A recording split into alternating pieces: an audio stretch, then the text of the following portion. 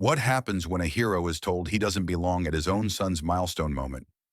In a small Texas town, the high school gymnasium buzzes with anticipation for the class of 2025's graduation. Parents snapping photos, kids waving signs, and the air thick with pride. Marcus Ellison, a black Marine veteran with a chest full of medals, steps through the doors in his immaculate dress blues. Every crease sharp, every step deliberate. But before he can take his seat, two security guards zero in, their eyes narrowing as they question his right to be there, ignoring the ticket in his hand. The contrast is stark, a man who's faced battlefields reduced to an outsider in a room full of celebration. Why are they singling him out, and what will he do about it? The moment hangs heavy, pulling you in, demanding you see what happens next. Marcus Ellison steps out of his weathered Ford pickup into the Texas dusk, the gravel crunching under his polished Marine boots, each shine catching the fading light like a silent vow. At 42, he's a retired gunnery sergeant, his broad shoulders still carrying the weight of 3 tours in Iraq and Afghanistan, where he earned a Bronze Star for pulling his squad through a hellish ambush in Fallujah. Now a single father, he's driven 8 hours from Houston to a small-town high school to see his son, Jalen, 18, walk the stage for the class of 2025. In his pocket, a silver locket, his late wife Keisha's, presses against his chest, a relic of love lost to cancer 3 years ago. Its faint click as he moves grounds him, a reminder of why he's here, a promise to her to never miss their boy's big moments. Marcus adjusts his dress blues, the deep navy fabric crisp, every ribbon and metal meticulously aligned. Not for show, but because precision is woven into his bones. He's a man who doesn't do things halfway, whether leading men through gunfire or raising a son alone. As he approaches the gymnasium, the air hums with the chaos of graduation. Parents fussing over cameras, kids laughing, the scent of popcorn and floor wax mingling. His upright posture turns heads. A grandmother nods approvingly, but a few others whisper, their glances lingering too long.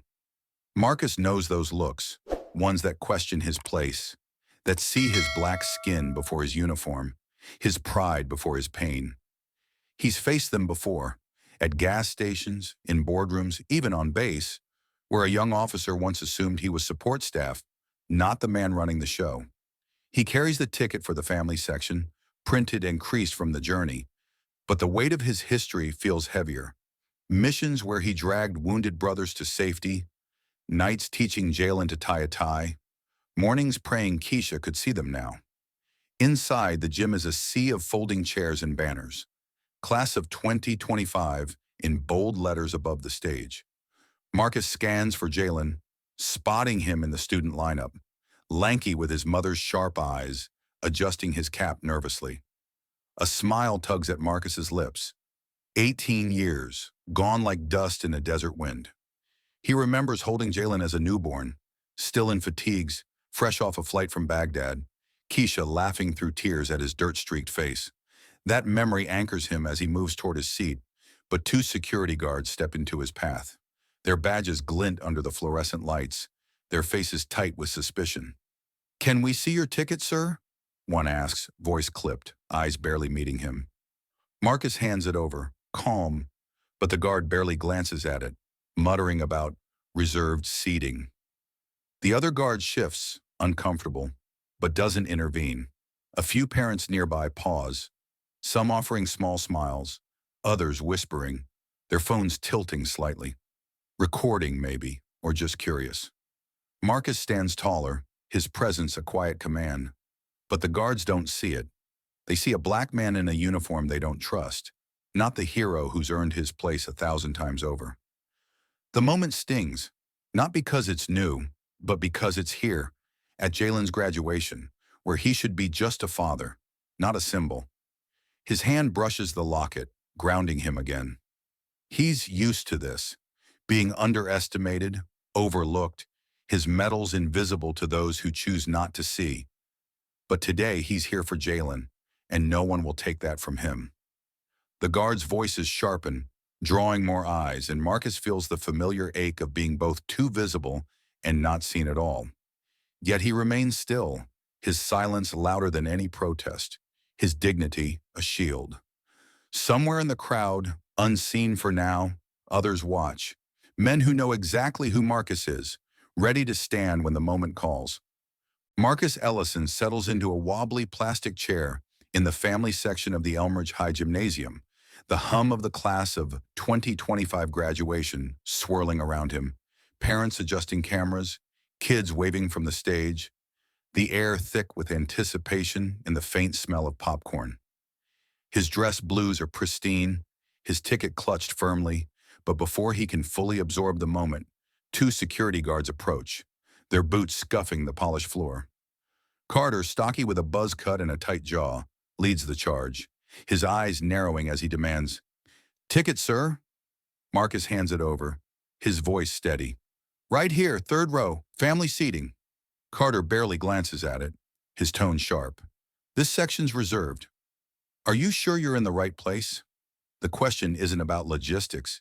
It's laced with something uglier, a microaggression Marcus knows too well. Hayes, the second guard, lanky and fidgeting with his radio, shifts uncomfortably, murmuring, "Let's just check it, man." But Carter's already doubling down. "Maybe you'd be more comfortable in the back," he says, his voice low but pointed, as if Marcus's presence is a problem to be solved. The words land like a slap, drawing glances from nearby families. A mother clutching a bouquet pauses, a dad tilts his phone, maybe recording. Marcus sits still, his face a mask of calm, though his eyes flicker with the weight of 1,000 similar moments. He's been here before. A gas station clerk assuming he's trouble, a suit in a boardroom questioning his rank. He responds evenly, "I'm exactly where I belong. My son's graduating today." Carter scoffs, folding his arms. "Look, we got orders. This section's full." Marcus holds up the ticket again, his voice firm but measured. "Check it." I confirmed it with the school office. The crowd around them grows quieter, the chatter of celebration fading as heads turn. A woman 2 rows over, gray hair pinned neatly, leans toward Marcus and whispers, "Don't let them push you around, honey." Her support is a small anchor, but the tension climbs. Jalen, standing in the student lineup across the gym, catches the scene, his lanky frame tensing, fists clenching at his sides. He's seen his dad face this kind of disrespect before. Quiet slights at parent-teacher meetings, skeptical looks at the DMV, but never at a moment this big. Carter steps closer, his badge glinting, his voice dropping to a patronizing drawl. "Come on, let's not make a scene. There's plenty of seats in the back." The implication cuts deeper, not just a seat change, but a dismissal of Marcus's right to be here, to be a father, a hero, a man. Marcus's hand brushes the locket in his pocket. Keisha's locket, a tether to why he's here. He could stand, could raise his voice, but he doesn't. Jalen's watching, and this day is his. "I'm staying," Marcus says, his tone low, unyielding, like steel tempered in fire. Carter's face reddens, his ego bruised by Marcus's composure. "This isn't your base, soldier," he snaps, the word soldier twisted into an insult.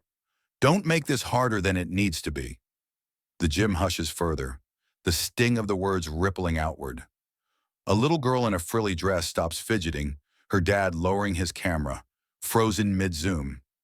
Jalen's eyes burn from the stage, his heart pounding, torn between pride and rage.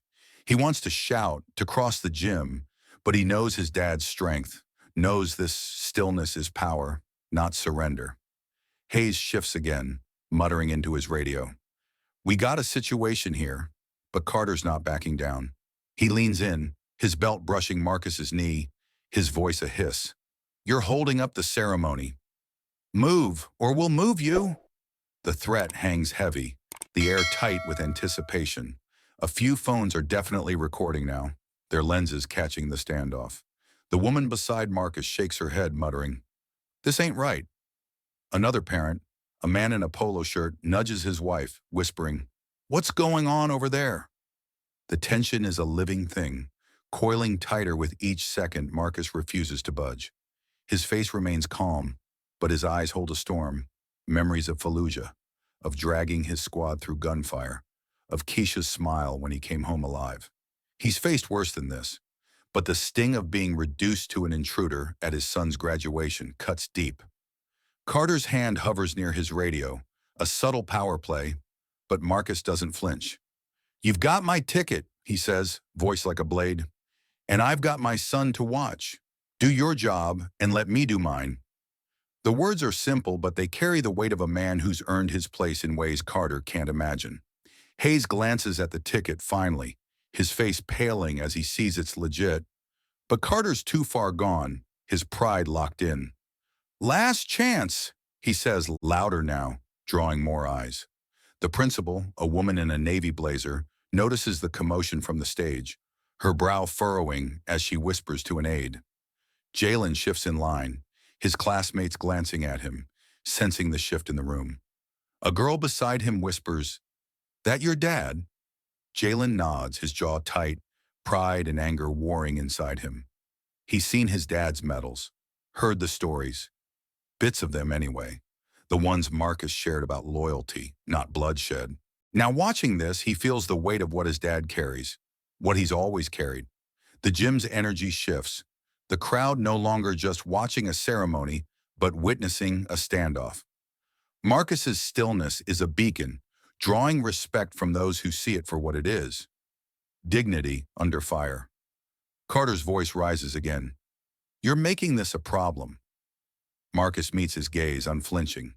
"No, you are." The words land like a gavel, and for a moment, Carter hesitates, sensing he's crossed a line he can't uncross. Hayes tugs at his sleeve, whispering, "Let's just let it go, man."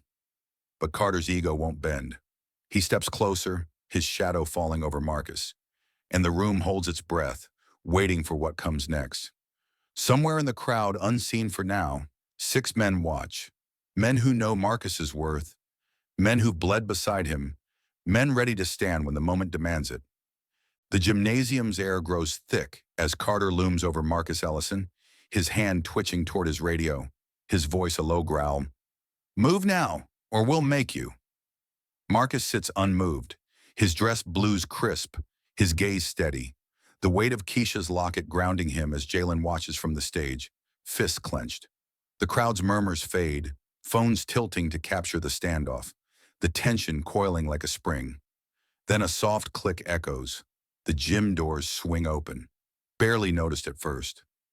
6 men slip in, one by one, their steps deliberate, their postures sharp despite plain clothes, jeans, button-downs, no flash, but their presence screams authority. They fan out, taking spots along the aisles and bleachers, eyes scanning the room like hawks. These are Marcus's brothers-in-arms, Navy SEALs who fought beside him in Afghanistan, men bound by blood and loyalty. Carter doesn't see them yet, too focused on Marcus, but Hayes glances nervously, sensing a shift. The room feels heavier, the energy tilting. A tall man with a salt and pepper beard steps forward from the center aisle, his fitted jacket barely hiding the strength beneath. Lieutenant Daniel Rivera, nicknamed Hawk, locks eyes with Carter, his voice low but cutting through the silence like a blade. "You're making a mistake." Carter freezes, his bravado faltering as he notices the other men, their stillness more commanding than any shout. Hayes steps back, radio forgotten, as Hawk continues. "This is Gunnery Sergeant Marcus Ellison, Bronze Star recipient. You're disrespecting a hero." The words land like thunder, rippling through the gym. Parents gasp, phones lower slightly, and Jalen's eyes widen from the stage, pride swelling in his chest. The guard's faces drain of color, Carter's jaw tightening as he realizes he's misjudged everything. A memory flashes. Fallujah, 2010, a dusty street exploding in chaos. Marcus, then a young sergeant, sprints through gunfire, dragging Hawk from a burning Humvee, bullets pinging off shattered metal. 2 others, pinned by debris, shout for help. Marcus hauls them free, his voice steady. "Move when I move." Blood streaks his face, but he doesn't waver, pulling his squad to safety as the enemy closes in. That day forged a bond no years could break, a promise that brought these men here, unasked, to stand for Marcus now. Back in the gym, the principal, a woman in a navy blazer, hurries down the aisle, her face pale as she whispers urgently to Carter, Stand down now. Carter hesitates, his ego bruised, but the weight of 6 SEALs, each one a wall of quiet power, forces his hand. He mutters something inaudible and steps back, Hayes following, their retreat a silent admission of defeat. The crowd erupts in murmurs, some clapping softly, others nodding in respect. A father in a polo shirt leans to his wife. Did you hear that? Bronze star. The woman who whispered support to Marcus earlier wipes her eyes, her voice soft. About time they saw him. Jalen, still in the student lineup, stands taller, his cap slightly askew, his heart pounding not with anger, but with awe.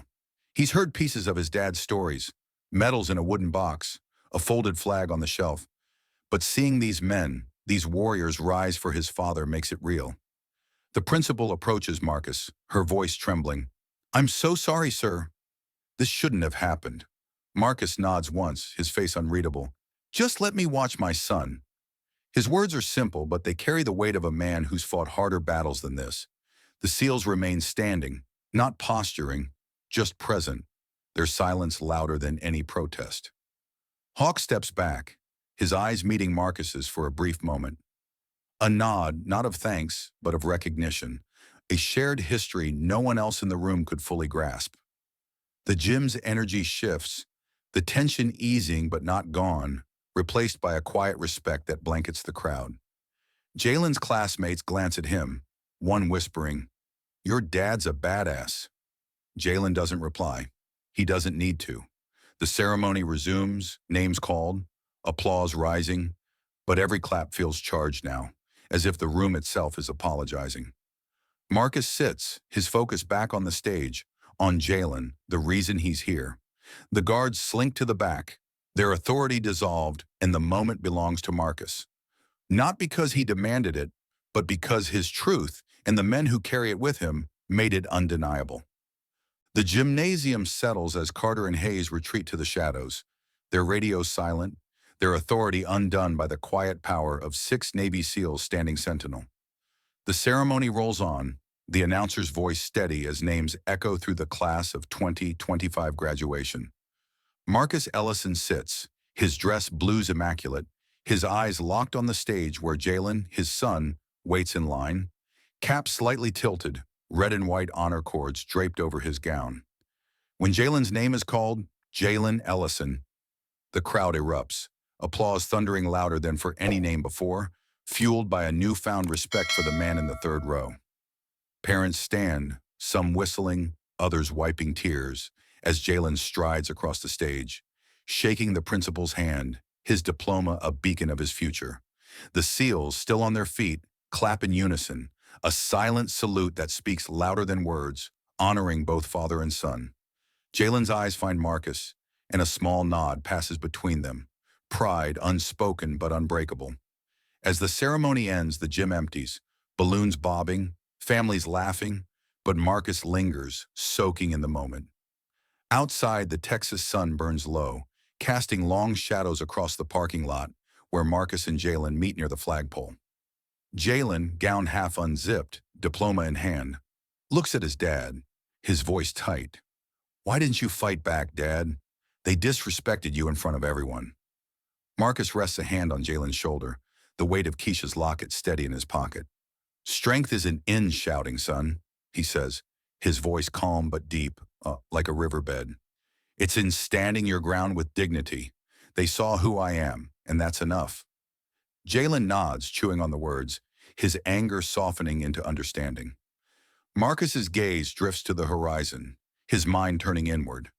This wasn't just about today, about 2 guards who saw his skin before his service. It was about every time he'd been asked to prove his worth, every glance that questioned his place, at bases, in stores, in moments meant for joy. "This isn't just about us," he tells Jalen, his tone firm but hopeful. "It's about making sure the next person doesn't have to fight to be seen." Jalen's eyes, so like Keisha's, spark with something new, resolve maybe, or the weight of a legacy he's only beginning to grasp. Marcus approaches the principal, who's still shaken, her navy blazer wrinkled from rushing to intervene. "Ma'am," he says, "your security needs training. This can't happen again." She nods, promising a review of the company's protocols, her voice earnest. I'll make it right, Mr. Ellison. Later, Marcus shares the story at a local veterans group, his words sparking a heated discussion about respect, bias, and the quiet battles fought daily. The group drafts a letter to the school board, pushing for mandatory inclusion training, a small step toward change. Back at the truck, Marcus pulls out the locket, showing Jalen the faded photo of Keisha holding him as a baby. I carried this through Fallujah, he says, through losing her, through today. It's not about strength, it's about what's worth protecting. Jalen touches the locket, his voice soft. You always had people who had your back. Marcus smiles, glancing at the SEALs, now gathered near their cars, talking quietly. Real men show up, Jalen. They don't vanish when it's hard. The lessons settle like dust after a storm. Dignity cuts deeper than anger. A truth Marcus lived when he sat unmoved under Carter's glare, letting his presence speak. Loyalty, forged in fire, brought 6 SEALs to stand without being asked, their silence a testament to bonds that endure. But the bigger lesson is systemic. Individual wins matter, but real change means dismantling the roots of bias, ensuring no one else faces what Marcus did. As they climb into the truck, the engine rumbling to life, Jalen grins. Waffle House? Marcus chuckles. You read my mind. They pull out, the school fading behind them, but the day's weight lingers. For Jalen, a lesson in manhood. For Marcus, a reminder that every battle, big or small, shapes the world their son will inherit. The SEALs drive off, their taillights fading, but their presence, like Marcus's, is permanent. This wasn't just a graduation. It was a moment that redefined respect, not with noise, but with the quiet power of truth. If Marcus Ellison's story stirred something in you, maybe a spark of anger at injustice, or a nod to the quiet power of dignity, pass it on. Share it with a friend, a coworker, anyone who needs a reminder that true strength doesn't shout, it stands firm. Let's start conversations about respect, about loyalty, about changing the systems that let moments like this happen. Hit that subscribe button to join us for more stories that challenge, inspire, and push us to do better. Together, we can keep the fight for fairness alive, one story at a time.